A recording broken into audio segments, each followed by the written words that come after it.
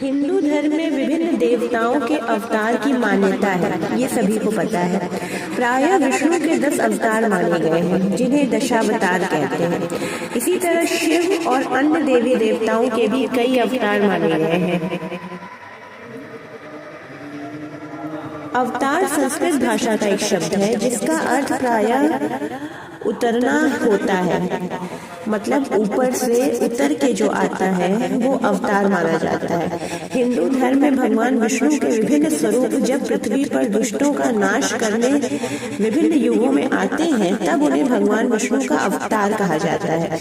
भगवान राम एवं भगवान कृष्ण विष्णु के अवतारों में से एक है। पंचम भूमि असंशक्ति अवस्था, इस अवस्था में योगी समाधिस्थ हो या उससे उठे हो, वह ब्रह्म भाव से कभी विचलित नहीं होते या संसार के दृश्यों को देखकर विमुग्ध नहीं होते। यही पक्की योगारूढ़ावस्था है। इस अवस्था में सरह कर सब काम किया जा सकता है और नहीं भी किया जा सकता है। साधारणतः महा योगीश्वर पुरुष तथा अवतारी पुरुष इसी अवस्था में रहते हैं और इसी अवस्था में रहकर समस्त जगत लीला का संपादन करते हैं।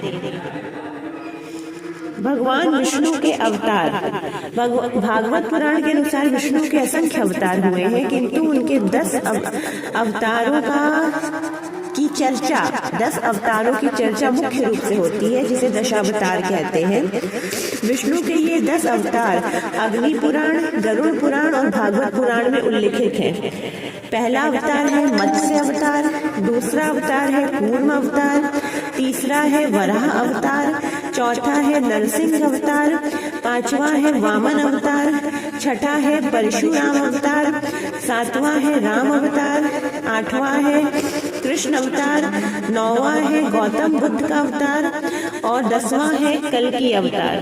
पहले 3 अवतार अर्थात मत्स्य, कूर्म और वराह प्रथम महायुग में अवतीर्ण हुए। पहला महायुग सतयुग था, सतयुग या कृतयुग है। नरसिंह, वामन, परशुराम और राम दूसरे अर्थात त्रेता युग में अवतरित हुए। श्री कृष्ण द्वापर युग में अवतरित हुए। श्री कृष्ण के पश्चात गौतम बुद्ध अवतरित हुए कलयुग के प्रथम चरण में। इस समय कलयुग का महायोग चल रहा है और भागवत पुराण की भविष्यवाणी के आधार पर इस युग का अंत करने के लिए भगवान विष्णु कल्कि का अवतार लेंगे।